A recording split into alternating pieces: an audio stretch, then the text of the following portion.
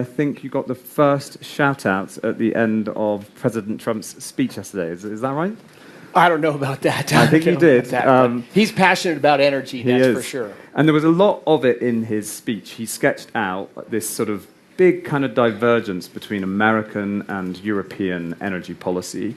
Why is that such a problem? Why is it a problem if America goes its way and Europe sticks to the green transition?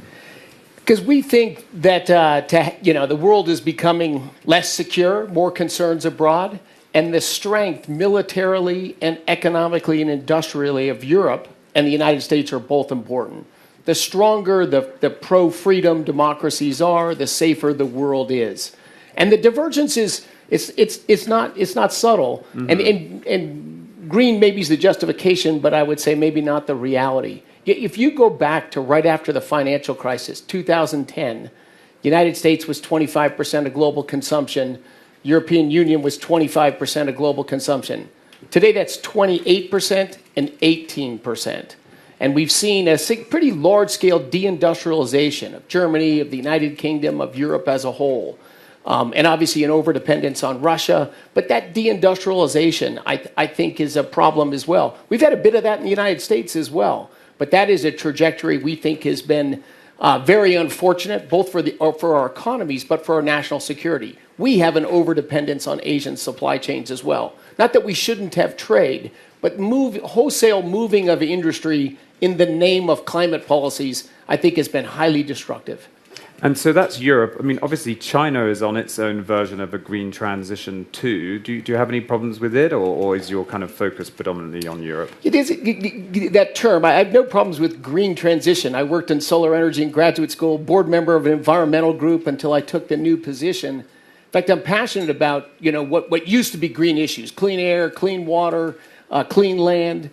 But China will bring on somewhere between 50 and 70 gigawatts of coal this year. Mm-hmm. So to call China green, I mean, look, wind, solar, and batteries, $10 trillion in, 2.6% of global primary energy. Hydrocarbons were 84% of primary energy in 1973, and they're about 83% today. So even the term energy transition, I think, is just not consistent with the facts. We've seen a transition of where the money goes. We do spend more money, over $1 trillion a year globally, on, quote unquote, they call them zero carbon, I call them lower carbon energy sources. So huge amount of money is spent there, but it hasn't meaningfully changed the global energy system except for the price of that energy and where that energy is produced. If you shut down a modern natural gas-powered factory in the UK or in Germany, and that product is produced at a coal-fired power plant in Asia and loaded on a diesel-powered ship and shipped back, I wouldn't call that green or energy transition. I just call it a movement of industry. Mm-hmm, mm-hmm. And what specifically in Europe is causing you consternation? What sort of policies are problematic from your point of view? Well, I mean, in the short term, right? To me, the longer term was this belief that if we put up more windmills and solar panels and batteries and build more transmission lines, we're going to transition the energy system. The United Kingdom, your home country, gets 75% of its energy from just two sources: oil and natural gas. Same in Europe as a whole. It's increased its dependence on oil and natural gas while producing less of them. It's really just moved coal out, but I think at huge societal cost.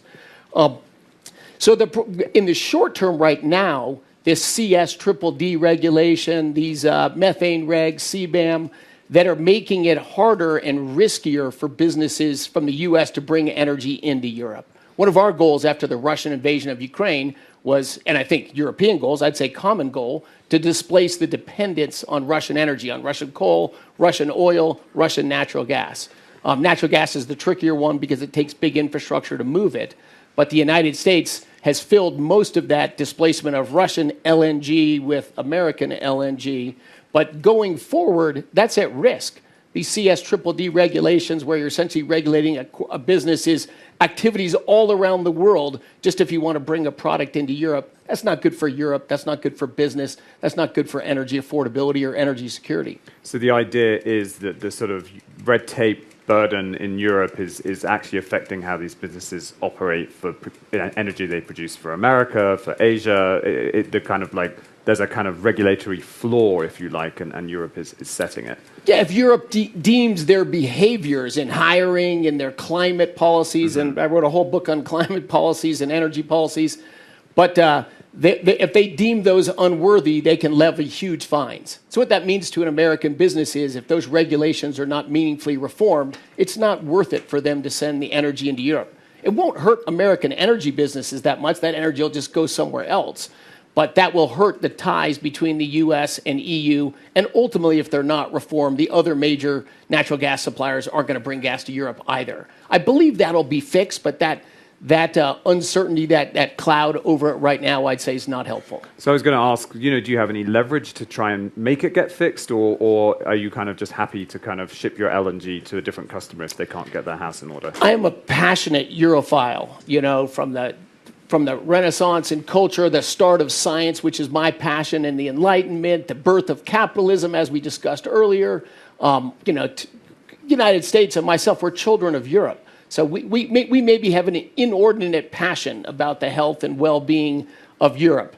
But I think the risk is greater here. But I have some optimism. I mean, I think in our dialogues with European regulators, everyone understands the issue and I think practically wants to fix it. It's not fixed yet, but I think there's strong will on both sides to make it, we can have easier flow of trade.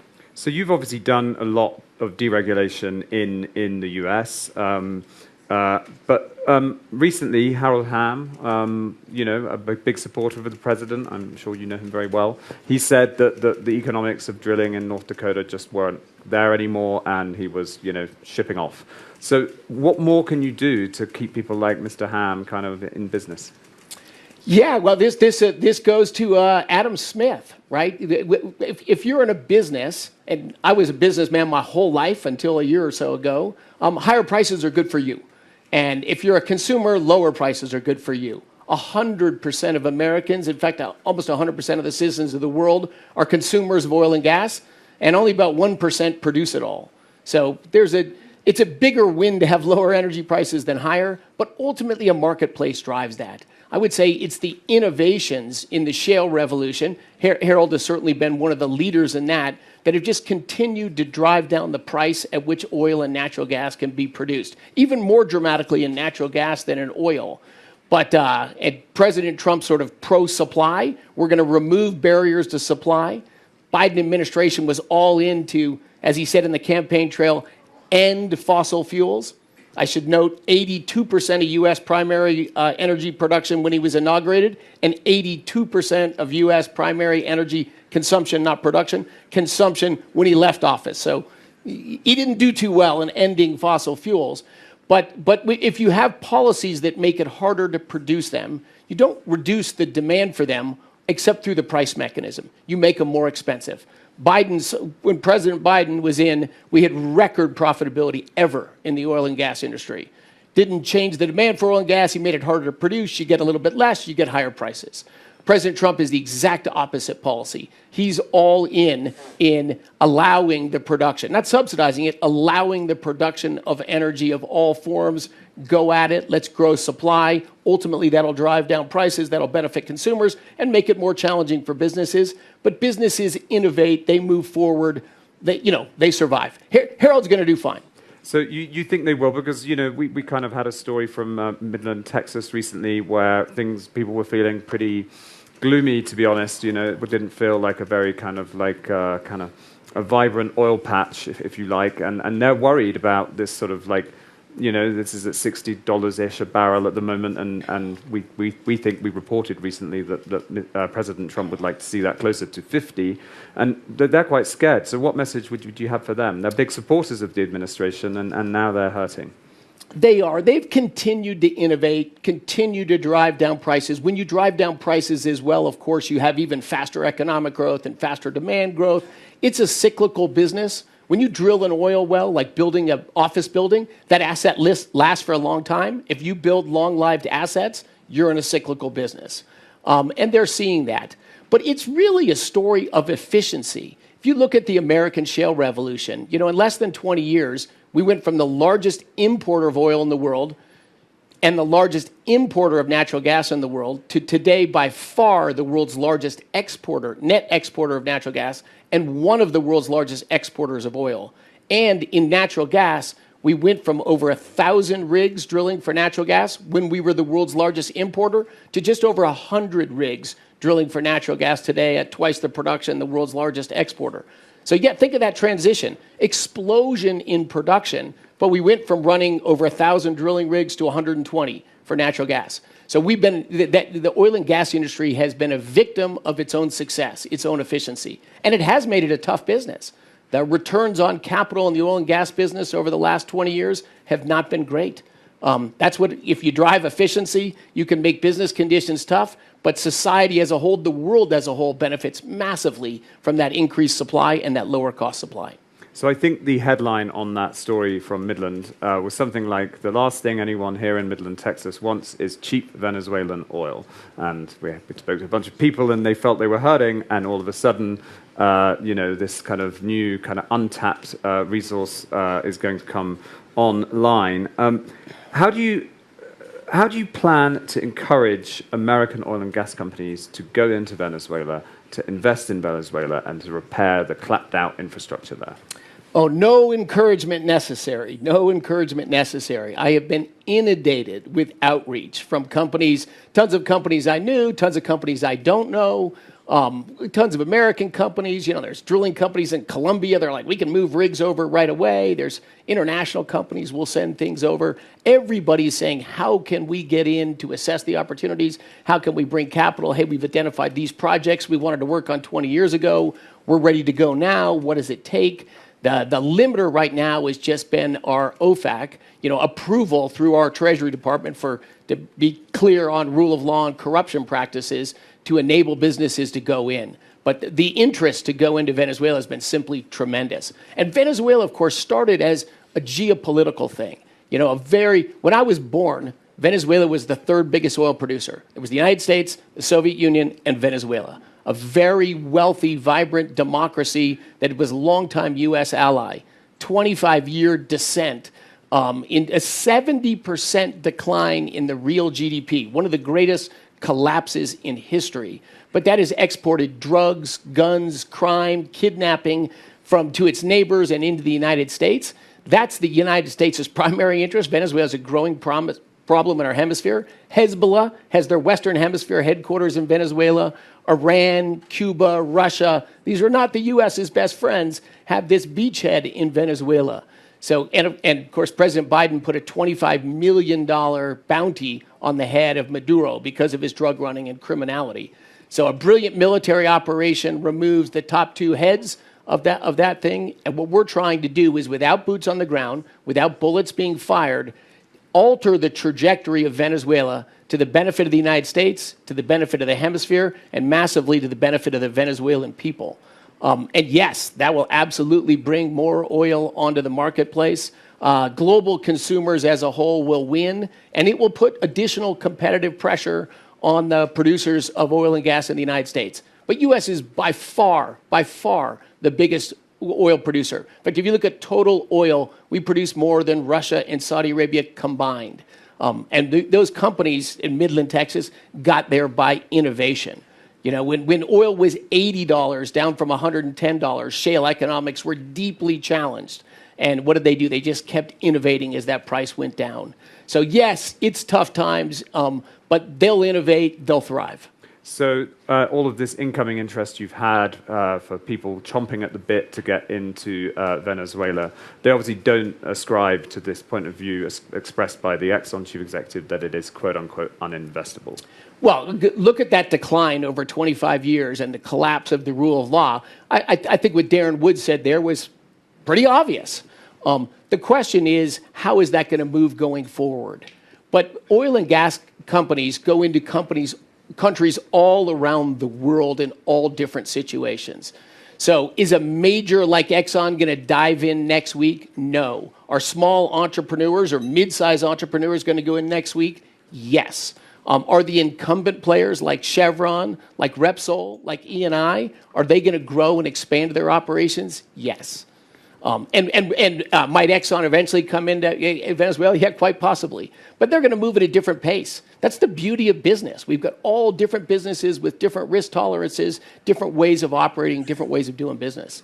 But I have no worries whatsoever about companies and capital going into Venezuela. And this is without the need to provide sort of guarantees or sort of security guarantees or anything like that. You think that they will come and do it on their own steam, they'll hire their own private security, they don't need American government help. Correct.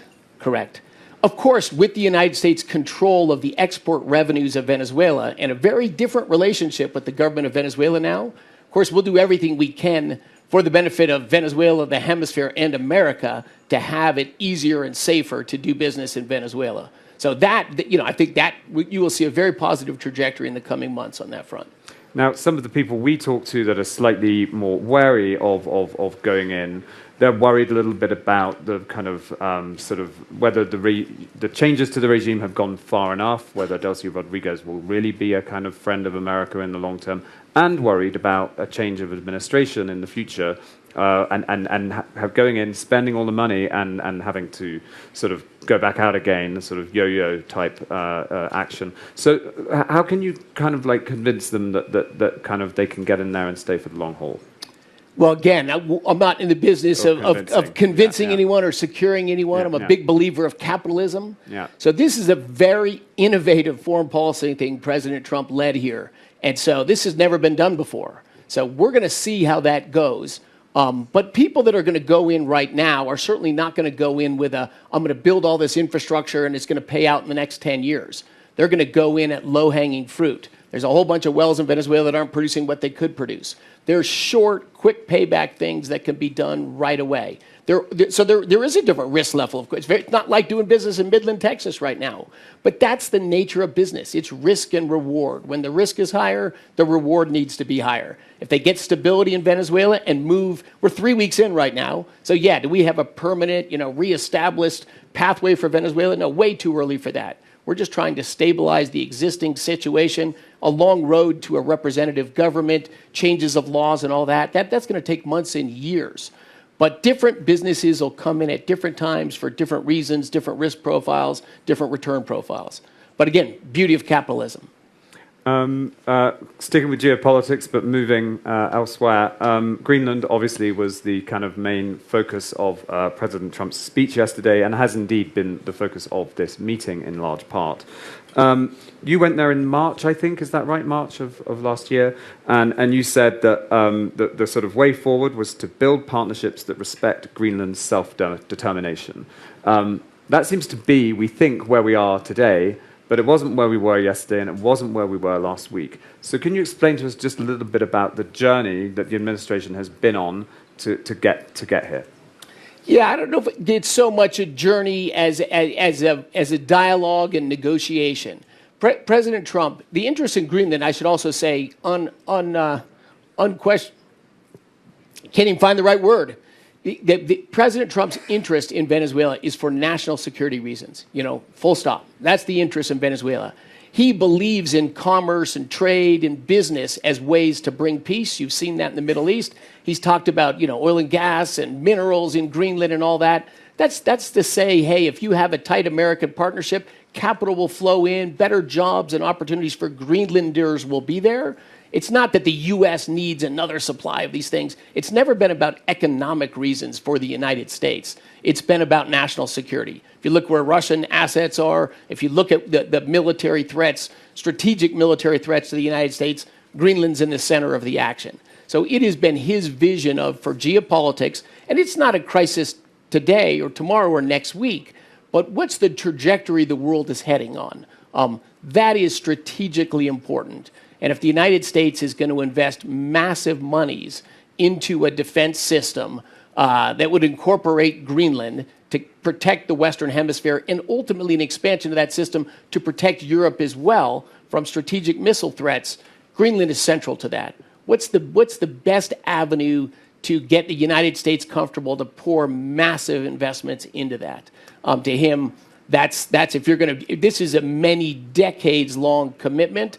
an obvious and easy way to do that if you have U.S. sovereignty over it. But if there are other mechanisms that can align incentives and all that for long-term investments, he's a businessman. He's open to negotiations. But his goal is the security of the United States, the security of North America, and the security of NATO. That's what drives the thinking. And I won't ask you to get into what those mechanisms might be and so on, but it is plausible that a mechanism short of kind of territorial kind of control would be kind of amenable to the president and would kind of achieve those stated ambitions. I'll definitely let the president, lead on the communications and where that's going. But the president is pragmatic. He thinks long term. He thinks big picture. He's pragmatic at how to get his objectives. Simple statement of his whole policy. Why did he run for re-election again? It's prosperity at home, peace abroad. Everything he does is how do we drive prosperity to the American people and peace abroad. And the biggest way to bring peace abroad is to bring commerce and interchange among nations. The goal in the Middle East, these are mostly thriving, wealthy nations, and some that don't fall in that bucket, but could if they had peace and commerce instead of conflict. Mm-hmm. President Trump is relentless in trying to drive that. And obviously, you said the kind of primary kind of driver of this Greenland policy is national security. There are rare earths on Greenland too. Are there opportunities for American businesses there? I would say not of scale. Mm-hmm. Think of, it's 50,000 people, and it's a tougher climate to do business in, physical climate. Rule of law, fine, but it's a tougher physical climate there. I think when President Trump talks about that, it's more what would be additional upside for the residents of Greenland. Yes, American businesses, as we just talked about in Venezuela, they'll go in far-flung places. They'll invest risk capital to develop jobs and opportunity. And if you're in Greenland, economic opportunities are somewhat limited. So this is more his pitch. Hey, if you're very tight, or if you're part of the United States or extremely tight with the United States, there's going to be increased jobs, opportunity, and wages for Greenlanders. But again, they're not going to be of the scale that are going to move the needle for the United States. But peace at home, or prosperity at home, peace abroad is the agenda. Now, another big theme of the meeting has been AI. Obviously, huge consumers of power. US data centers are on track, I think, to triple their energy consumption by 2028. How much of that new power is going to come from natural gas versus other resources, do you think? Well, natural gas is by far the largest source of electricity in the United States. Second in the world. Coal is by far the biggest global source of electricity. Mm-hmm. It was 100 years ago. It will be when you and I die. So that's just a reality. And so I love coal. I love all sources of energy that are affordable, reliable, and better people's lives. Coal is high on that list. But in the U.S., shale gas, because of these innovations in shale development, just economically outcompeted coal and became our largest source of electricity. So it's quite likely that'll be the largest supply of incremental capacity to power AI. But in the short run, President Trump's actions stopped the closure of 17 gigawatts of coal plants in the United States last year. If President Trump had not won the election, we would have 17 gigawatts today less firm capacity than we had before. To make a huge splash in AI, we need sort of 50 to 100 gigawatts of additional capacity. That's 17. That's 17 right there just by common sense regulatory reactions. In fact, AI has been tremendously helpful for my dialogues across Europe, incredibly constructive dialogues about, hey, the world has changed. Affordable, reliable electricity is key to next generation scientific innovation, to AI and the economic opportunities it brings. What's the best pathway to get there? Now, these are very interesting. These are effectively orders to coal plants to keep going. Sort of like you couldn't think of anything kind of that put in such sharp relief the difference between yourselves and the UK, which has just shut all of its UK plants. You're actually ordering them, coal plants, you're ordering them to stay open. How does that work? How long does the order last? So the emergency powers we're using only last for 90 days. Mm-hmm. They can continue to be re-upped. And you can just keep doing that, forever. No. The bigger thing is the messaging to the place. All of these, most all of these coal plants were ordered to close, just like in the UK, for political reasons. It looks good. Our state said we're going to be off coal. They agreed on dates to close the coal plants years ago, and by God, they're going to hold that political promise. Forget the ratepayers, forget the risk of blackouts, forget the closing off of opportunity for new data centers or reshoring of manufacturing in the United States. They were just silly political promises. More than half the time, the utilities are saying, hey, it would be great if you could help us keep this coal plant open. I took a lot of heat for the first one, a 1.5 gigawatt coal plant in southwestern Michigan. We don't need it. It's going to cost the ratepayers. It's no good or whatever. That plant ran at over 60% capacity, above average in the grid. We would have had blackouts in our Midwest last summer and this winter if that plant had not stayed open. So no. In fact, the orders to keep plants open have only been on a few of them. Everyone else got the message, the utilities and ratepayers in the states, hey, we don't actually have to close those plants? Great. So most of them have stayed open, not because of our orders, because they've realized that the federal government, in addition to their state government, is not going to force them to drive up their energy prices and reduce the stability of their grid. We're focused on the consumers in America, the price of electricity, and not on, political messaging.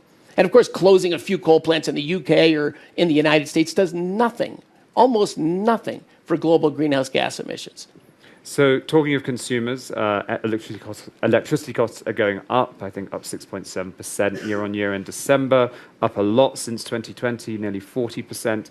How much of that is due to the AI data center build-out? Zero. In fact, what it is, of course, it's adopting UK energy policies in the United States under President Biden and under President Obama before. We've had a tailwind of these things to drive up our own energy prices.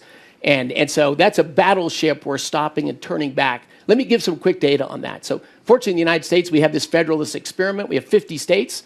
About 28 of them have renewable portfolio standards, with state goals and with sometimes laws to enforce them to close coal plants and build more wind and solar. We have 22 states that don't have those. They still build wind and solar if the math works. We have 50% higher electricity prices in the states with renewable portfolio standards than in the states that don't. And if you look at the last 5 years, we've had growth in electricity rates twice the rate of inflation in states that are governed by Democrats with renewable portfolio standards. In the red states governed by Republicans, some of even which have renewable portfolio standards, electricity has risen on average half the rate of inflation. So the real price of electricity has not gone up, but the crazy $5 trillion stimulus spending to fill a $1.5 trillion GDP output gap drove inflation, from the Biden administration. That's driven the price of everything up. But these are fixable problems. If you have expensive energy in your state or in your country, it's because politicians and regulators chose to do that. It is not bad luck. It is not marketplace. Affordable, reliable, secure energy is available for everyone. And so what we're trying to do is reverse those policies in the United States. We have record low gasoline prices already. The changes in the electricity market, those take a little bit longer. But there is no reason to have these rapid increases in electricity prices. No reason. It's politics. But there has to be something that has to change, surely, because it seems like the president wants tech companies and so on to foot some of the bill themselves to build their own energy capacity. He was talking about it a lot yesterday. They build their own energy capacity, then they give the unused back to the grid and so on. So there's got to be some kind of demand crunch coming. No? Oh, absolutely. Demand is growing. So we have to build new capacity to serve that demand. But here's another data point backed by numbers, not opinions. If you look at the states with the fastest growth in electricity demand, North Dakota leads the way, 35% growth in electricity demand over the last 5 years. Their prices in nominal terms are down. So the most favorable price trajectories have been in the places with the fastest demand growth. If you look at California, Massachusetts, New York, that have followed a more European policy, they produce less electricity today than they did 5 years ago, and significant rise in capacity. If I look at the EU as a whole, over the last 25 years, spent over $1 trillion, it has doubled the stated capacity of its grid and produces 10% less electricity than it did 20 years ago.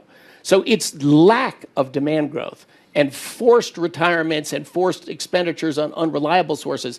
That's the source of rising prices. Rising demand is actually a force for downward prices. Because electricity grid, half of the time, or on average, you only use a little over half the stated capacity. And of course, in Europe, it's way lower than that because you've got unreliable sources. But in the US, we have massive spare capacity at all times. But you have to be able to supply demand at peak demand, or people die. So if you put on a steadier load like a data center, that's actually a pathway to lower prices. You're going to you have to add new capacity at peak demand time. You have to add new capacity, but you're going to have higher average utilization of that assets, and you're going to have downward forces on prices. And so what President Trump's trying to do is just accelerate the development of these things. American oil and gas production has surged, not electricity production. Why? Different regulatory regimes. We have smothered a European bureaucratic-like overlay on our electricity system. We have to reform that. But in the short term, yes, the hyperscalers that want to build data centers, hey, come in and help us. Let's build plants quickly. Let's build plants in a simpler regulatory environment. You'll get electricity to lead in AI. And in the long run, and the medium term, it'll help drive down electricity prices as well. So it's just bringing some common sense business to the electricity sector.